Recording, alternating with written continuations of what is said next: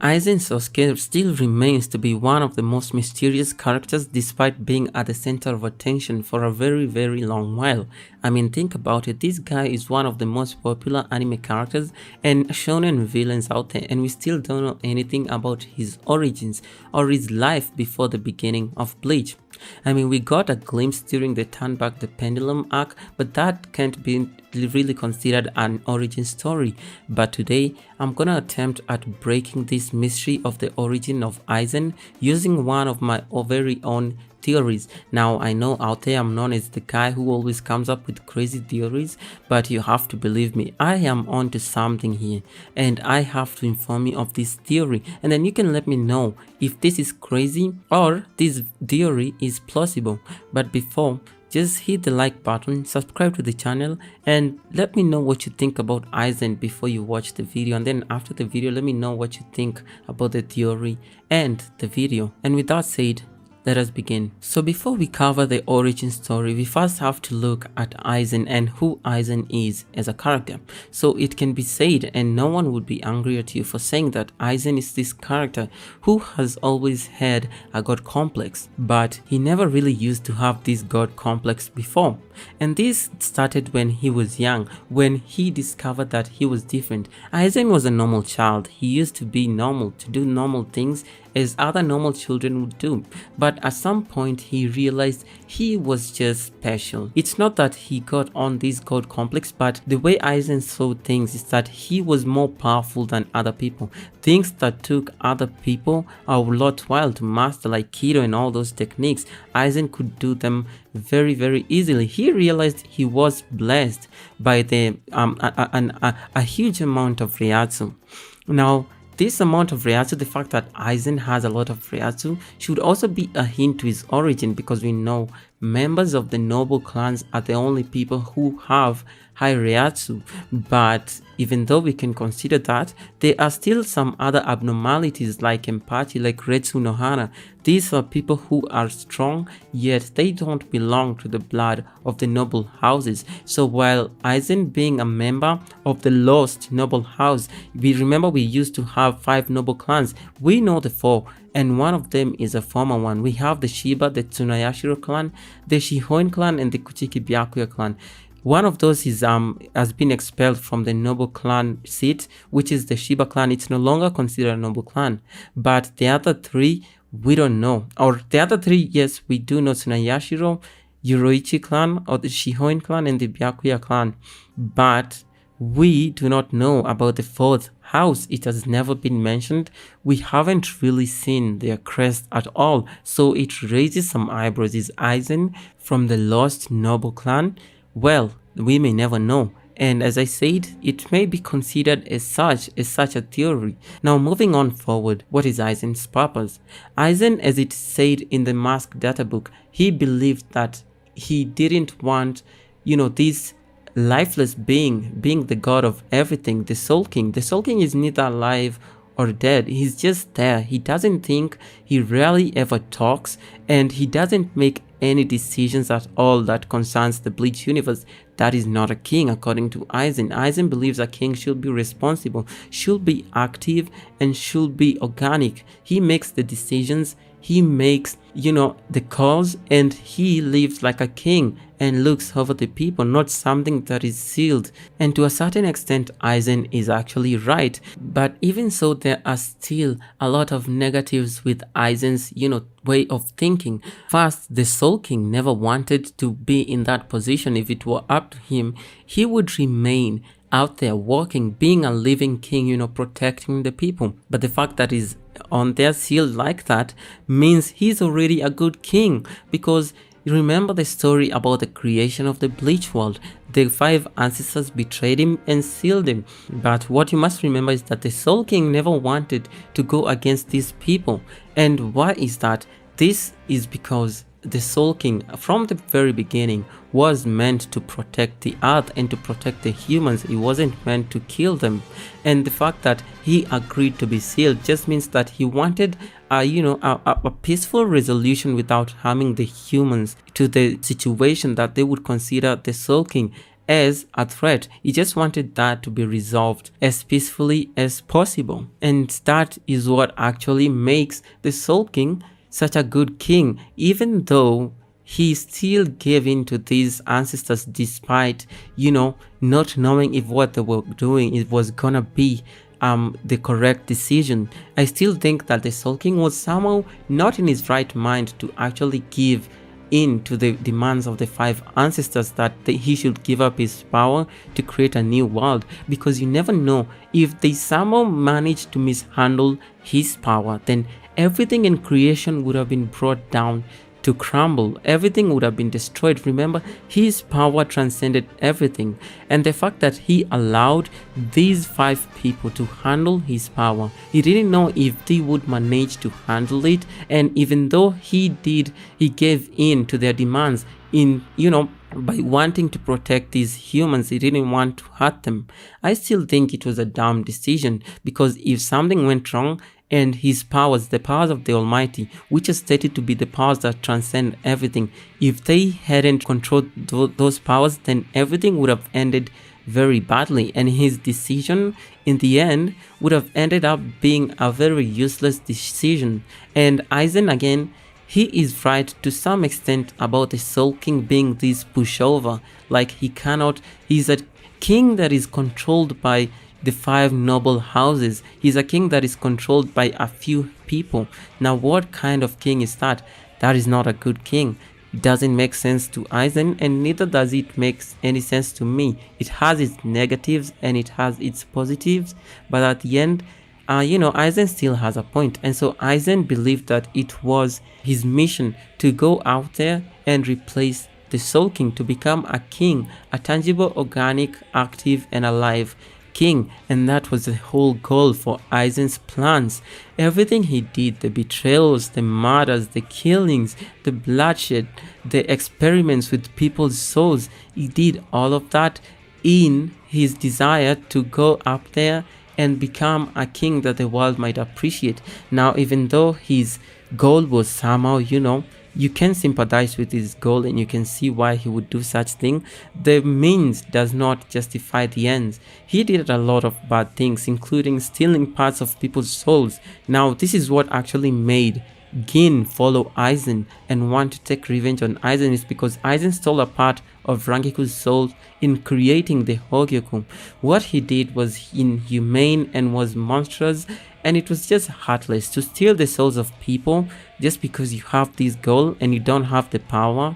It's not justifiable, and never in this world will such cruelties be justifiable despite what you want to achieve. Now, nonetheless, Aizen really came close to achieving his goal that he believed he was given a calling to go and be the new Soul King. He was chosen by these powers that be beyond his control, his imagination, his perception. He believed that he was an envoy sent to become the new Soul King, and that is where we get a hint of Aizen's origin. Now, allow me to take you back to the very beginning. I'm sorry, this is gonna be a long video. I'm gonna go step by step. I don't believe it's something I can cover really easily, so just follow me, I'm begging you. So I'm gonna take you to the beginning of the Bleach world, and in this way I'm gonna enter into the light novel materials, so just pay attention, and this is spoiler region. So in the beginning, the Bleach world was one just existence. It was one universe, and somehow there are some gods out there who created the Bleach world. It didn't just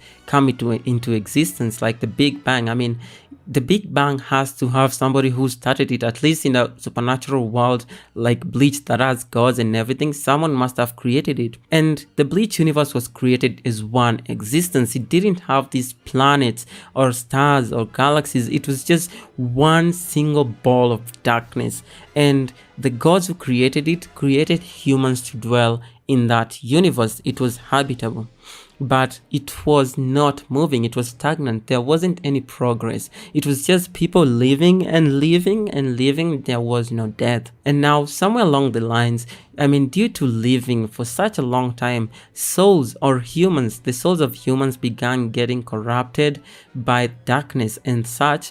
They turned into hollows. Hollows started appearing. And when hollows started appearing, we know that hollows really love to kill and devour humans. And so they started devouring humans. While the people in that world weren't that weak, the hollows were just overwhelming. And the gods, and I'm just saying the gods because it's not written exactly that the gods were there and they did all these things. I'm just saying there has to be a reason, and there is proof of existence of gods in the Bleach universe. And now these gods, so that these humans, this race they created, this intelligent race they created, will be wiped out with these non-speaking animals or monsters. And so they created someone who can help these humans fight, or at least bring advantage the humans stand against the hollows. And this was none other than the Soul King. He was given unimaginably great power again that transcends everything. And for many millions of years, the Soul King did his work diligently. He protected the humans. He was annihilating hollows.